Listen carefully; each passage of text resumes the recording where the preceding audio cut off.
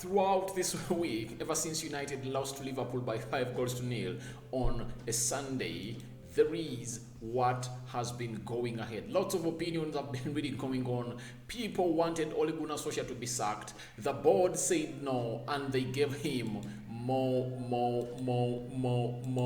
games in there. It's predicted that he's given 3 games against Tottenham Hotspur, Atalanta in the midweek in the Champions League, and a team which goes by the names of Man City over the weekend in there. And if at all he fails really in those 3 games, that won't be any excuse for him, and he will be sacked as a Manchester United manager. Players at Manchester United ganging up to the manager and really rallying up against him in there, as news was coming in at first, but later players came out and said that no, we love our manager and we are here to defend him and play for him in there. That's what has really come out from the green sources in there. You've seen the likes of Ronaldo posting motivational messages, ganging up, and Ronaldo is acting as the gum binding the players in the dressing room, and he's telling them that even if you gang against the manager to lose the game of football, it's we who are losing, because we are here to win, and it's better we play the game of football until a better manager comes at Manchester United in there. So that is a man who goes by names of Ronaldo coming out and alerting his so-called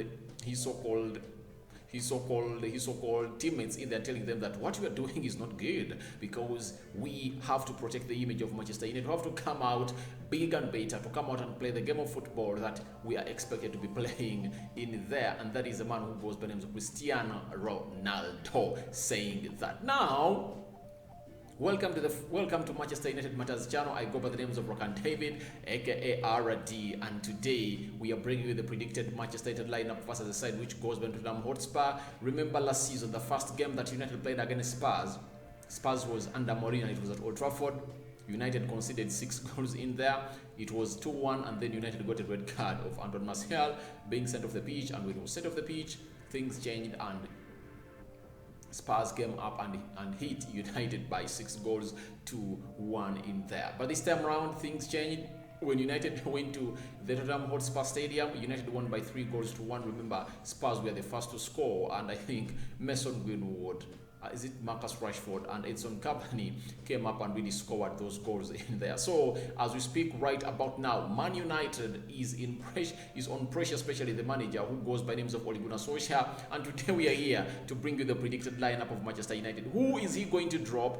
Who is he bringing in? According to me, if at all I were to bring you my lineup, I really tell you my probable lineup, the lineup I would have loved to see United play with on Saturday tomorrow at 17:30 hours. But this is the lineup that I think Ole Gunnar Solskjaer, the manager of Manchester United, is going to come up with to front a side which goes by the names of Tottenham Hotspur. But remember, the only way to reduce the pressure that he's having, it's to go ahead and hit a team which goes by the names of Spurs, though it will look bad because in 15 points, United would have got only 4. That is really a very bad run in there that he deserved a sack, but the likes of Sir Alex Ferguson really stood in for him, and it's rumored that Sir Alex Ferguson was seen at the training ground of United, which goes by names of Carrington in there. So it shows you that Ferguson is really the man who really stood up and said, no, you shouldn't sack this young man because he is learning the job, and I want him to stay here. And I think Sir Alex Ferguson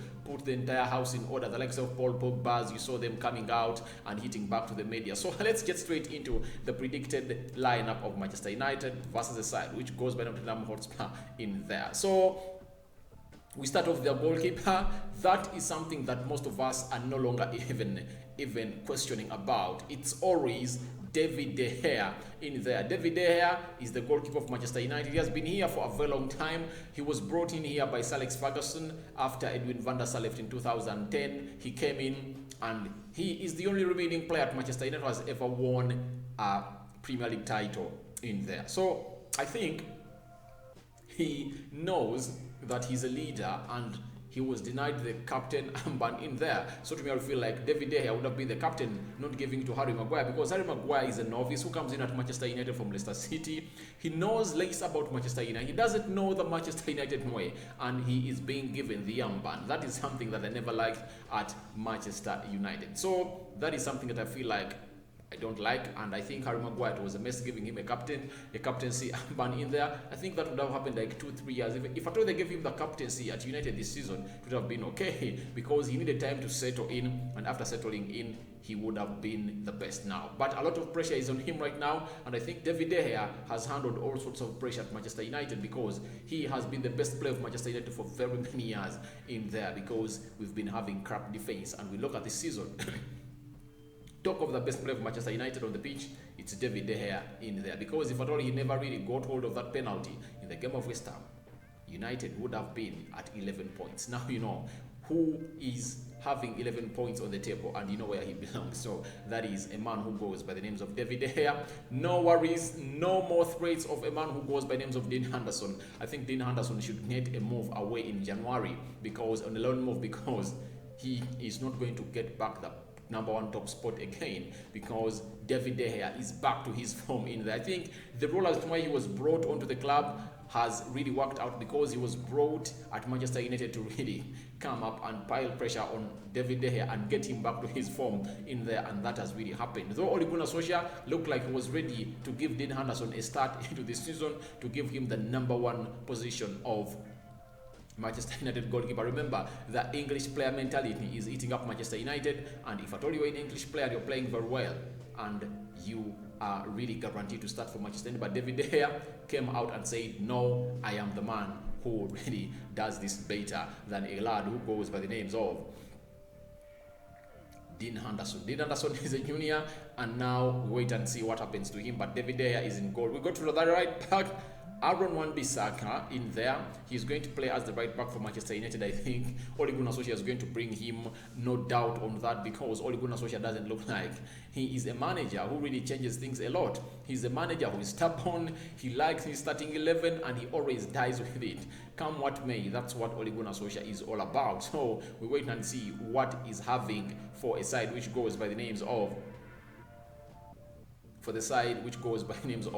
Manchester United in there. But Aaron Bissaka, the only problem with him is that defensively is okay, but one problem he's facing is that when he plays with Mason Greenwood doesn't track back, and he's found in a situation where he has 2 players to mark, and that's why most of the goals we concede come out of that, because he's beat in there, because no one can really do this in there. But with the return of Rafael Varane, I think everything might really come on and see Aaron Wan-Bissaka back to his form. But going forward, he really needs to improve on his final ball in there, that he always curls into the 18-yard box area of the opponent in there. Let's go to the center halves of Manchester United. Those are the center backs in there. Remember, there are 2. One plays on the right side of the center back, and the other one plays on the left side of the center back. Now, Rafael Varane, who got an injury in the UEFA Nations League final as France was playing a side which goes by the names of Spain, and we saw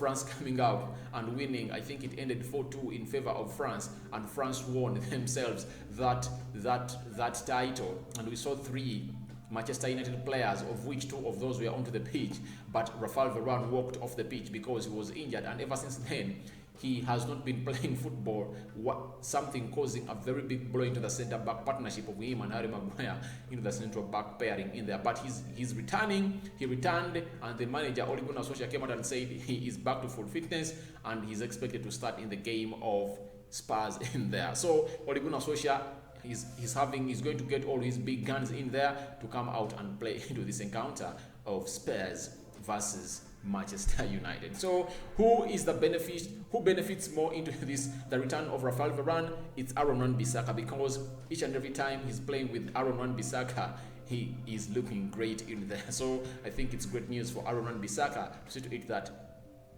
a man who goes by the names of Rafael Varane is returning onto the game of football, especially playing on that right side of the central defense of Manchester United. We go to the other centre back.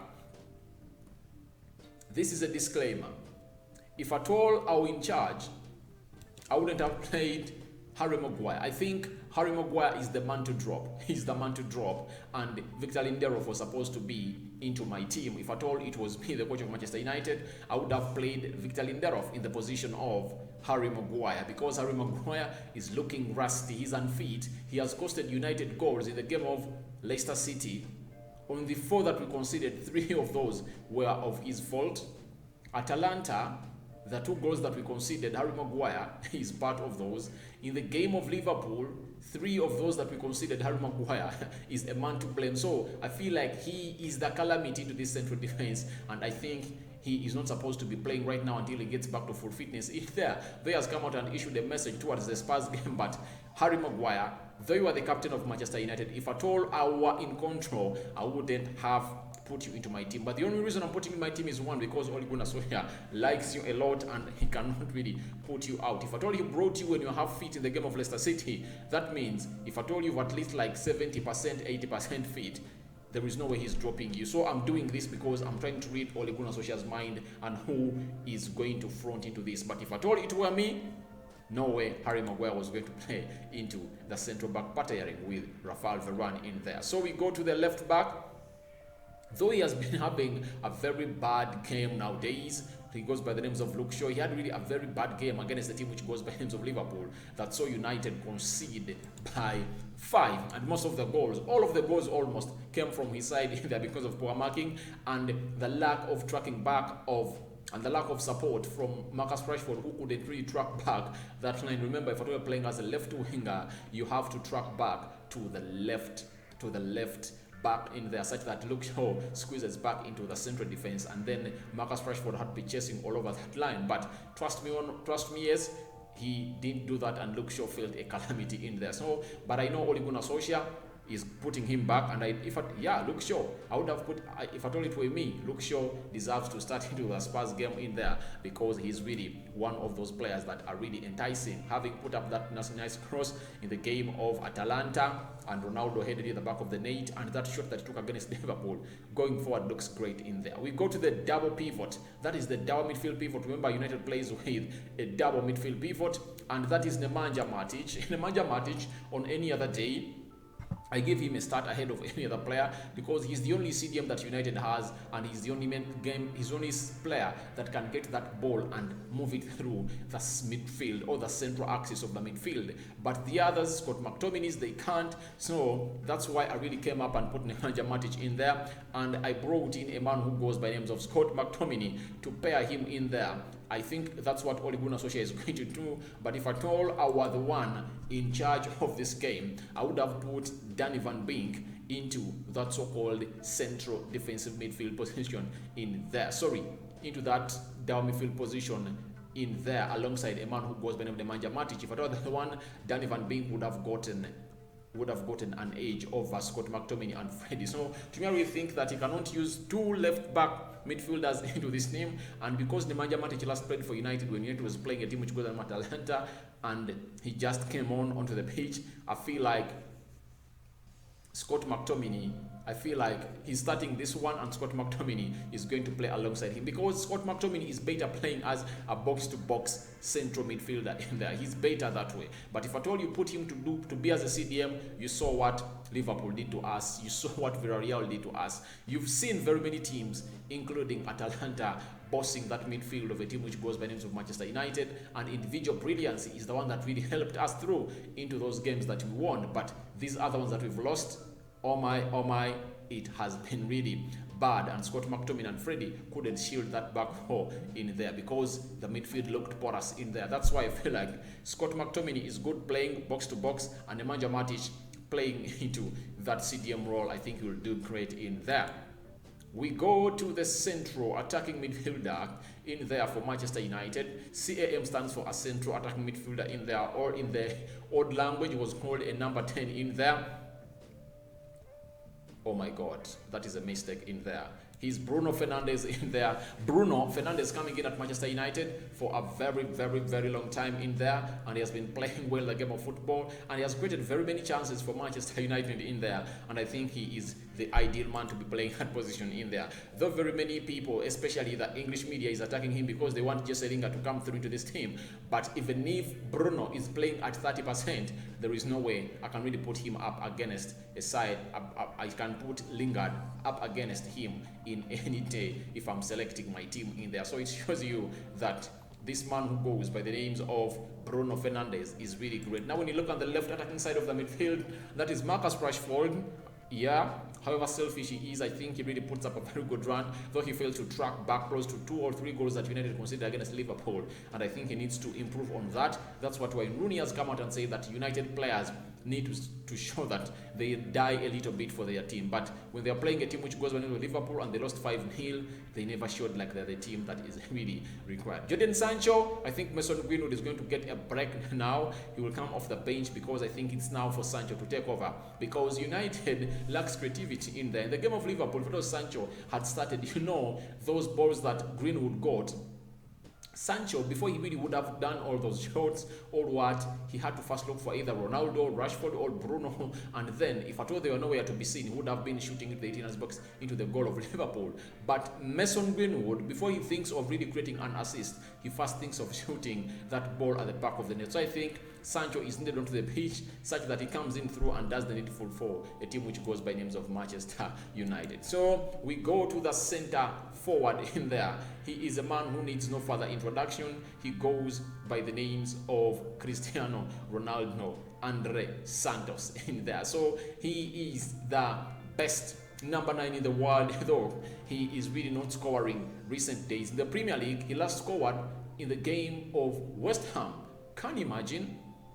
In the game of Aston Villa, he didn't score. In the game of Everton, he didn't score. In the game of Leicester City, he didn't score. In the game of Liverpool, he didn't score. That means he has gone 4 games without scoring a goal in the Premier League. But the Champions League, all the 3 games we played, he has been playing and scoring goals in there. That is Cristiano Ronaldo in there for you. So to me, I really feel like that is the predicted lineup that Ole Gunnar Solskjaer, I believe Ole Gunnar Solskjaer is going to bring in to take on a side which goes by the names of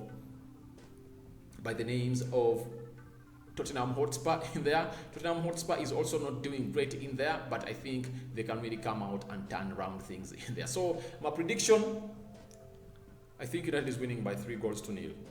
Yeah, I think Ole is winning 3-0, but that does not save him to be a Manchester United manager. That does not save him from sacking, because he has done more harm than good. Out of the last 4 games of the Premier League, we have not won any. We've lost 3 and drawn 1. What a worst form that even David Moyes never went through. Even Louis van Gaal at least was getting draws out of all those, but he never lost, as Ole Gunnar Solskjaer is losing right about now. Go into the comment section and tell me what you think about this predicted lineup of Manchester United that I've really chosen. This is what I'm reading Ole Gunnar Solskjaer's head. But if at all I were me, Harry Maguire wouldn't have been in this team. Victor Lindelof would have been into that position. Scott McTominay wouldn't have been into that position. It would have been a man who got Danny Van Beek, and the rest would have been starting in there. And Mason Greenwood, I think, wouldn't have been starting because he's too selfish, and we can't play with two wide forwards in there. We need a forward who can really create in Sanchez, who can create in chances, and that is a man who goes by the names of Jadon Sancho. So thank you guys for watching, and smash the like on the video, comment and share. I go by the names of RD into the African Cover Studios in there. That's where we are, and you can subscribe to our channel so as not to miss out on stories that we'll be uploading in a daily. We are really going to come up later with a breakdown of Manchester United versus SPURS in there. So feel free to go in the comments section and tell me what you think about this team that I've chosen, and who do you think Ole Gunnar Solskjaer should keep into this team or kick out in there. I'm out for now. It's a 5-finger salute always for all those watching in here at the Manchester United Matters channel, and remember, we bring you 100% Manchester United news. I'm out.